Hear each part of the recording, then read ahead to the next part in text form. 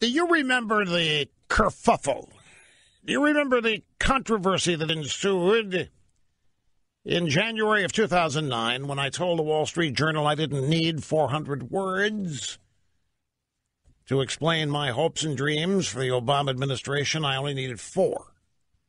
And those words, I hope he fails. Do you remember the ensuing controversy? And what was it based on? They said that I, your beloved host, El Rushbo, a household name in all 4 corners of the world, was advocating for the failure of America. By not hoping the president succeeded, I was hoping America would fail. And, of course, I corrected them boldly and frequently. No, I'm hoping America survives. America will survive if Obama fails to implement his agenda.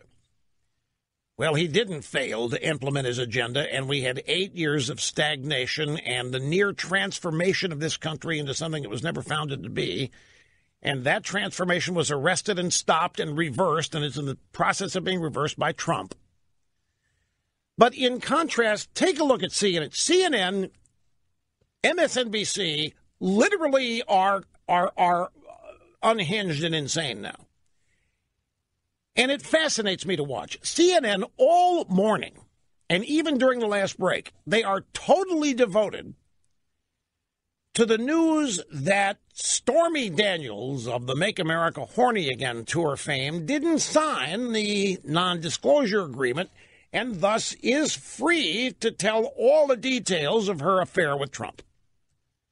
Despite the fact that she accepted what was supposedly hush money from somebody, $130,000, she can now tell the world the truth of her affair with Donald Trump. And they think it's going to matter. This is the guy that survived the Access Hollywood video. This is the guy that the people voted for Trump, see this kind of stuff, and they reject it because it's the politics of old.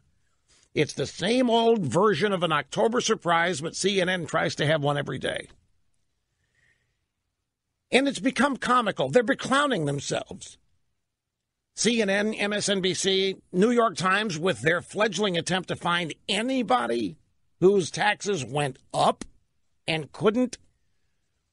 But CNN has become an ongoing joke, and their numbers in February tanked even further. They don't even have at any point of the day an audience that's in total 1 million people. I do sit here as I watch them. It's like watching a car wreck every day. It literally is, folks.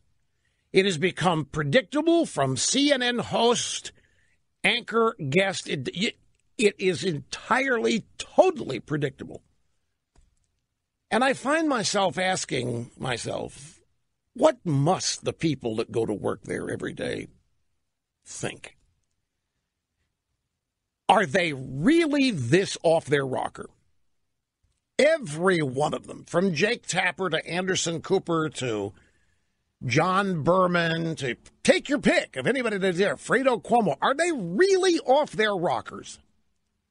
Are they really now so detached from reality that they could be committed along with Nunberg? What is the difference in a CNN anchor and Sam Nunberg day to day? And the answer is very little. The CNN anchors might be sober, while Nunberg wasn't, but other than that, you can't tell them apart. They're hysterical. They're senseless. They're wandering aimlessly. They're throwing things up against the wall and hoping they stick. CNN is a network of Sam Nunbergs. And so is MSNBC. And I wonder, do these people, when they get up and contemplate their day, do they rub their hands together with glee and say, man, I can't wait to get to work today where I get to once again devote myself to destroying Trump over things that didn't happen? Or do they get up with drudgery and say, oh, geez, I got to do this again because it's what the network is ordering them to do? And the answer is it's probably a combination of the two. But I stare at it like it's a museum exhibit that is out of this world and unbelievable and incomprehensible. An organization professing to be populated by a bunch of professionals. And they've literally been reduced to what looks like an insane asylum with cameras on the walls. It's become an absolute joke. And I just wonder, the people that work there, are they in on the joke? Are they doing it because they're ordered to, or have they all collectively lost their minds? Not that it matters. I'm just curious. Because I couldn't get up and go to work every day under such orders. I couldn't come in here every day. Thankfully, there's nobody can tell me what to do. But if there were, I couldn't come in here and under orders just lie about everything and take the absolute wrong take on everything. I could not do it constitutionally, emotionally, mentally. I couldn't do it. They seem to have no problem with it. Okay, Texas. Was there a blue wave? See, ladies and gentlemen, up till the primary election yesterday, the drive-bys, including the unhinged and deranged at CNN and MSNBC, and we have to include the Washington Post and the New York Times. Well, no. The point about Obama failed. Look at what CNN's doing. CNN is not only hoping Trump fails, they're trying to engineer the failure, is my point. I never tried to engineer the failure of Obama. I hoped that he would fail on the weight of his policies. But CNN was part of that group that just dumped on me all over the place for hoping Obama fails. And yet, look at what they're doing. CNN is trying to engineer and direct and bring about the failure of an administration and get rid of a duly elected president. And yet I was somehow a bad guy. And that's the contradiction.